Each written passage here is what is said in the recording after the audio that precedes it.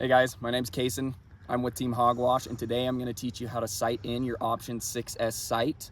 And just to get started, I'm going to tell you, I went to an archery range and a shop to get it sighted in at 20 yards first, and then from here on I'm going to do it myself. So what I'm going to show you is each Option 6S sight comes with sight tape. This sight tape is the one that you use to actually sight it in, and you only need to sight in from 20 and 50 yards, and then that will tell you the exact tape that you need to use, and that all comes with the gear when you get it. So I'm going to show you how to sight it in first at 20 and 50, and then I'll show you the sight tape that goes with it, and we'll go from there.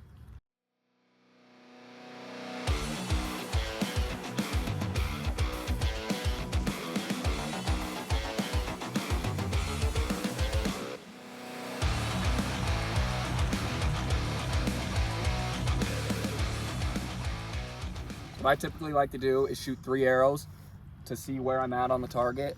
And then what you're gonna do is now you're gonna walk up and see where your actual grouping is. And then that will tell you if you need to move your sights up or down depending on where you're actually at. So let's go take a look at them right now. And this is why I like to take 3 shots. As you can see, I've got 2 right on. This is right where I was aiming, but there's usually one where you get a little happy and you do this. So this one's a little high. That's just because I aimed high.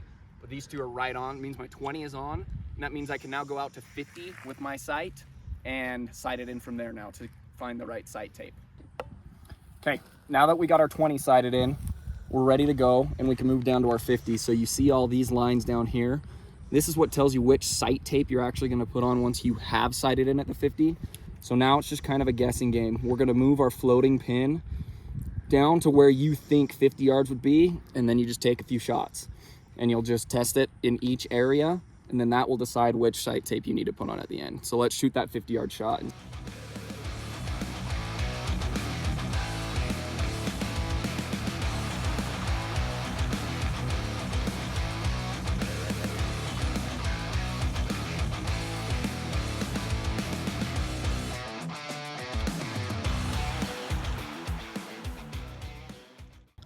I aimed low on these first 2 because I thought it was going to go high, and it did. So then on the last one I aimed in the center and it went high.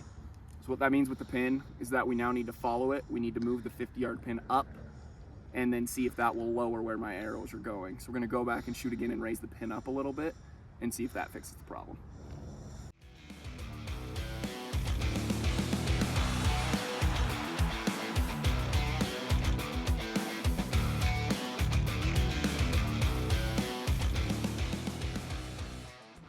Okay, so I shot from 50, had my sight in how I wanted it, and I had really good grouping. It's slightly low, but not that bad. So I'm gonna come and show you what the sight tape looks like, because now I know exactly what I'm gonna do.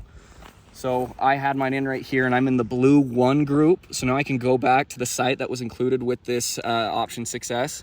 And actually I'll just take the blue 1 group and put it in here and line it up with the 50 and 20 pin. And then it will range in all the other pins for me, and I can just line them up that way. So I'll go do that. My pins might be a little bit close together, but that's okay. And we'll be good to go from there. Okay, so like I said, I'm in the blue 1 group. So we have all these sight tapes right here. And it says red group 1, blue group 2, red group 2, yellow group 2, yellow group 1. And this is the one, is my blue group 1. So I'm gonna take that one, and then you can see on these meters, gauges right here, this black thing is your floating pin. So where was that floating pin on the sight tape? Mine was at the very top of the blue 1 group. So my sight is gonna be one of these tapes. If you're in the middle or towards the bottom, then these would be your tapes. There's 2 tapes for each one is how it works. So I'm gonna cut out one of these and stick it on, and then I'll be able to sight in every single one of my pins because they're already there for me. Okay, so I got my sight tape on. I'm right here lined up at 50. So now how you get it all lined up for every single one of your pins is you turn your dial. I'll go to 40 right here, and now I'm gonna actually close this face so that I can line up this pin with my 40. And then after I do that, I'll open it up and I'll loosen these and move that 40 pin up to where it needs to be in line with my sight tape. And then I'll do that for every single one after that, 30, 20, and so on.